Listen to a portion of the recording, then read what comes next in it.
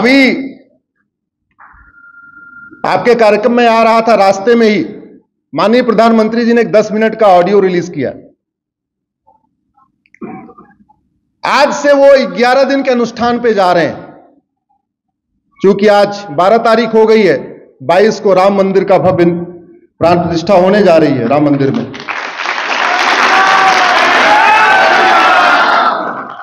और आज का अनुष्ठान वो पंचवटी से शुरू कर रहे हैं, जहां भगवान राम गए थे। पूरी दुनिया में जब गवर्नेंस की बात होती है तो जो बेस्ट मॉडल कहा गया गवर्नेंस का, वो राम राज्य कहा गया।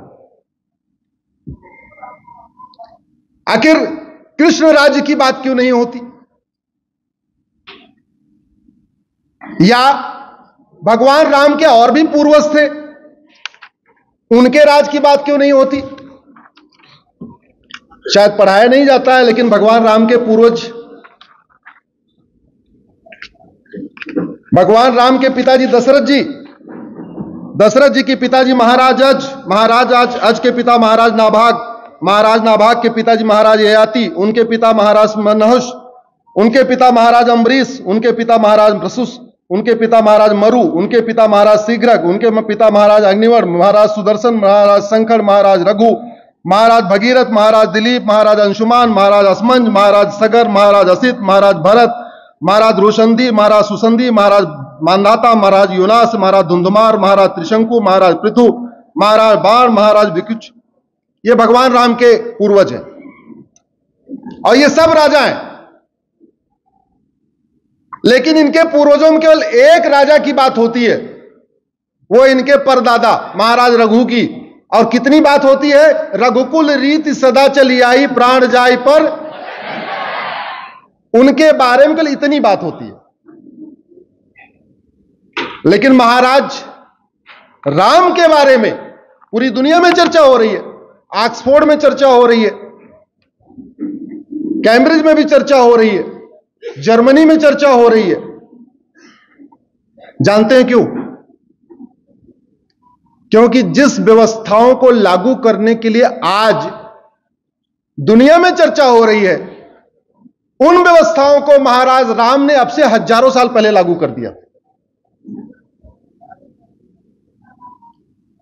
एक नारी व्रत, एक पति एक पत्नी का व्रत लेना है, दूसरा विवाह नहीं करना है। इस धरती पे, जिस धरती पे हम रह रहे हैं, सबसे पहले एक पति एक पत्नी का नियम लागू करने वाले भगवान श्री राम हैं। अब चर्चा हो रही है जनसंख्या नियंत्रण कानून होना चाहिए। चीन ने 1950 में लागू किया। हम दो, हमारे दो, सबके दो, यह व्यवस्था अब से हजारों साल पहले भगवान श्री राम लागू कर चुके। और आपको ये जानना होगा, भगवान राम ने एक विवाह किया, लक्ष्मण जी ने एक विवाह किया, भरत जी ने एक विवाह किया, शत्रुघ्न जी ने एक विवाह किया।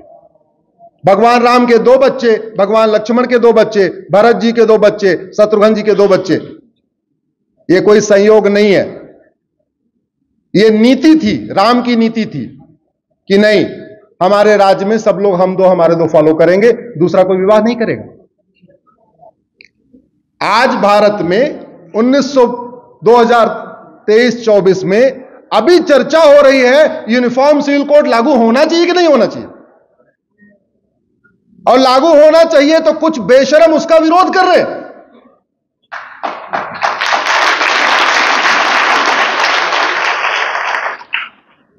और कुछ तो ऐसे बेशरम है जो संविधान की शपथ लेके संसद में गए हुए। संविधान की शपथ क्या लेते हैं? मैं ईश्वर की शपथ लेता हूं, संविधान में द्वारा लिखित चीजों को मैं फॉलो करूंगा, मनसा वाचा कर्मणा। कोई व्यक्ति जीत भी जाए, लेकिन जब तक वो शपथ नहीं लेगा तब तक उसको सांसद नहीं माना जाएगा। कोई व्यक्ति चुनाव जीत भी जाए, जब तक वो शपथ नहीं लेगा तब तक वो विधायक नहीं माना जाएगा। प्रधानमंत्री मुख्यमंत्री किसी को नॉमिनेट भी कर दे, जब तक वो शपथ नहीं लेगा तब तक वो मंत्री नहीं माना जाएगा। और शपथ क्या है? मैं ईश्वर की शपथ लेता हूं, संविधान में जो बातें लिखी हैं उसको फॉलो करूंगा। और संविधान क्या कहता है? Article 14, equality before law, equal protection of law, सबको एक समान अधिकार मिलेगा। आर्टिकल 15, किसी के साथ भेदभाव नहीं होगा। आर्टिकल 16, सबको समान अवसर मिलेगा। आर्टिकल 21, सबको राइट टू लाइफ लिबर्टी है। आर्टिकल 44, देश में one nation one civil code होगा।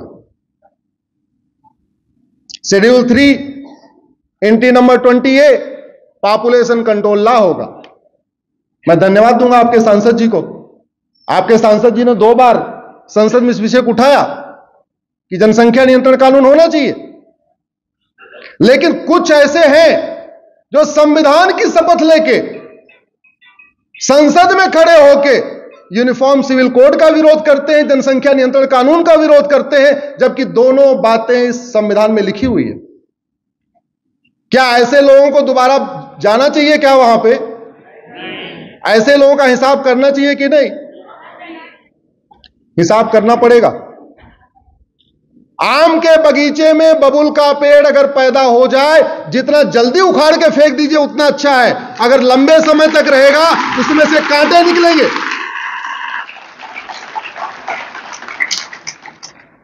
बबुल का पेड़ जैसे ही दिखाई पड़े तुरंत उखाड़िए, और अगर नहीं उखाड़ेंगे तो याद रखिए कुछ दिन के बाद वो आम के पेड़ को सुखा देगा, क्योंकि बबुल का पेड़ और आम का पेड़ एक साथ नहीं रह सकते। ये नेचर का लॉ है। एक बात और, आम के पेड़ को बड़ा करने के लिए सिंचाई करनी पड़ेगी, गुड़ाई करनी पड़ेगी, निराई करनी पड़ेगी, खरपतवार की सफाई करनी पड़ेगी, पानी भी देना पड़ेगा। बबुल के पेड़ को बड़ा करने के लिए कुछ करना है क्या? अपने आप ही बड़ा होता है। यह भी नेचर का लॉ है। इसलिए यह ड्यूटी है बगीचे की माली की कि जैसे वो कोई बबुल का पेड़ दिखाई पड़े उसको उखाड़ के फेंक दे। ज्यादा देर करेगा, बबुल बड़ा हो जाएगा, मजबूत हो जाएगा, फिर उखाड़ के फेंकना मुश्किल हो जाएगा।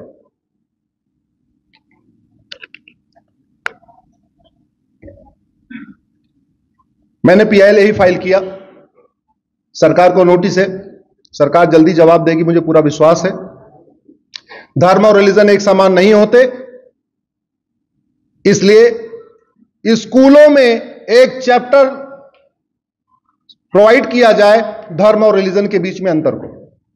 रिलीजन वो होता है जिसमें एक ही गॉड हो, एक ही किताब हो, एक ही विचारधारा हो, जो उसको माने वो ठीक, जो ना माने उसकी हत्या भी जायज है, उसको कहते हैं रिलीजन। धर्म किसको कहते हैं? जहां वन गॉड वन बुक का कोई कॉन्सेप्ट ही नहीं है। आप गणेश जी की पूजा करो तो भी सनातनी, लक्ष्मी जी की करो तो भी सनातनी, शंकर जी की करो तो भी सनातनी, विष्णु जी की करो तो भी, राम भक्त हो तो भी, कृष्ण भक्त हो तो भी, और हम कहते हैं किसी की नहीं हो, आर्य समाजी हो तो भी, आस्तिक हो तो भी, नास्तिक हो तो भी, नवरात्रा व्रत करते हो तो भी, नहीं करते तो भी, मंगलवार व्रत करते हो तो भी, नहीं करते तो भी, जनेऊ पहनते तो भी सनातनी, नहीं पहनते तो भी सनातनी, तिलक लगाते तो भी सनातनी, नहीं लगाते तो भी सनातनी। इसलिए पहली बात, धर्म एक है, पंथ अनेक है, लेकिन दूसरी बात, सभी पंथ एक समान नहीं होते। मैं आज 12 जनवरी को यह बात इसलिए कह रहा हूं, आज राष्ट्रीय युवा दिवस है।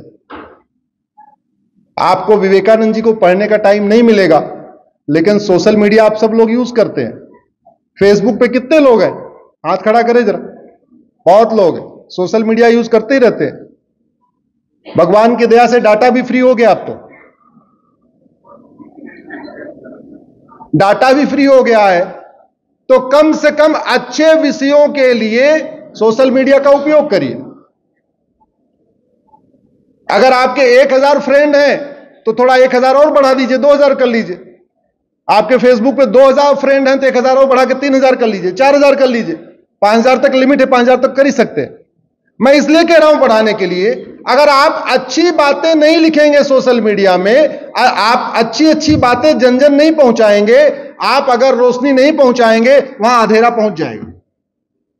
अंधेरा हटे, अंधेरा छटे, इसलिए आवश्यक है रोशनी पहुंचे, अच्छी बात पहुंचे, तर्कपूर्ण बात पहुंचे, कुरीतियों पे चर्चा हो, कुप्रथाओं पे चर्चा हो, और भारत की संस्कृति क्या थी यह जन जन तक पहुंचे। भारत में कई सारी ऐसी कुरीतियां आई जिन्होंने हमारी संस्कृति को छिन्न भिन्न कर दिया। उदाहरण के लिए भारत में कास्ट सिस्टम आ गया।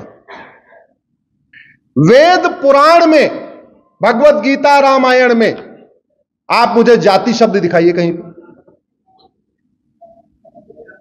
हां, वर्ण लिखा हुआ है, आश्रम लिखा हुआ है, 4 वर्ण होते हैं, 4 आश्रम होते हैं, यह तो लिखा हुआ है। जाति दिखाइए मुझे कहीं पे। कास्टिज्म की शुरुआत क्रिश्चियनिटी के साथ हुई है। एक्चुअल में जो जाति व्यवस्था का जो कॉन्सेप्ट है यह हमारा नहीं है, यह यूरोप वालों का है। हमारे देश में आप ऋषियों के ऊपर रिसर्च करिए और उनके माता और पिता का वर्ण ढूंढने की कोशिश करिए, तो ज्यादातर ऋषियों के माता और पिता अलग अलग वर्ण के हैं, ज्यादातर ऋषियों के।